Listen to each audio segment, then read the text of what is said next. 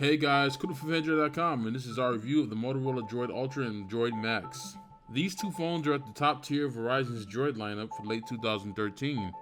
Based on the same unique Motorola X8 computing system found inside the Moto X, which is a custom 1.7 GHz dual-core Qualcomm SR Pro chipset, the devices feature all the unique things Motorola hopes will make these hot items at retail.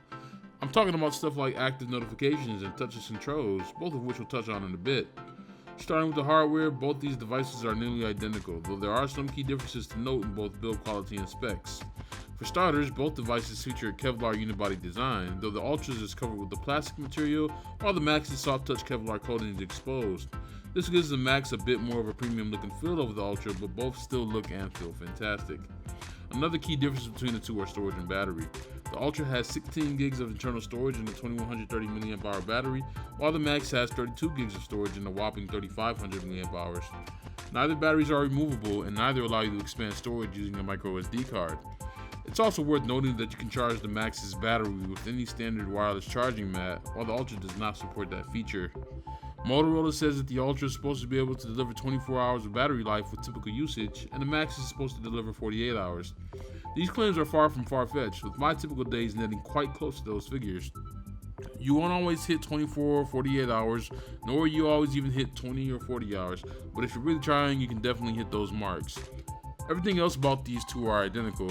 Both have a 5-inch 720p AMOLED display, a 10 megapixel RGB-C clear pixel camera, a 2 megapixel front camera, 2 gigs of RAM, NFC, Wi-Fi, Bluetooth 4.0, 4G LTE, and more. The specs don't look too powerful on paper, but the lightweight stock Android firmware Motorola is using makes the phone feel as snappy as any other. Motorola didn't do too much with the software here, and it definitely shows. The little bit they did do was quite pleasing. Features like touchless controls allow you to activate voice commands without having to touch your device, and active notifications give you a look at your notifications without having to fully turn the display on, thanks to the AMOLED display's ability to turn on only the pixels it needs. And it's able to do all this without sacrificing battery life, something you can thank the X8 computing system for. 2 separate low-power cores are on board to enable Motorola to bring us these features without having to worry about power consumption, and it makes the fact that it's only a dual-core chipset much easier to swallow. On the subject of the chipset, I should note that gaming performance is just as good on this device as it is on the Galaxy S4 and HTC One, as they all use the same quad-core Adreno 320 GPU. In fact, performance might feel even better, as it's easier to push 720p than it is 1080p. Other key features like Motorola Connect and Motorola Assist give you even more reasons to not have to touch your phone, which seems to be the common theme with Motorola's latest crop.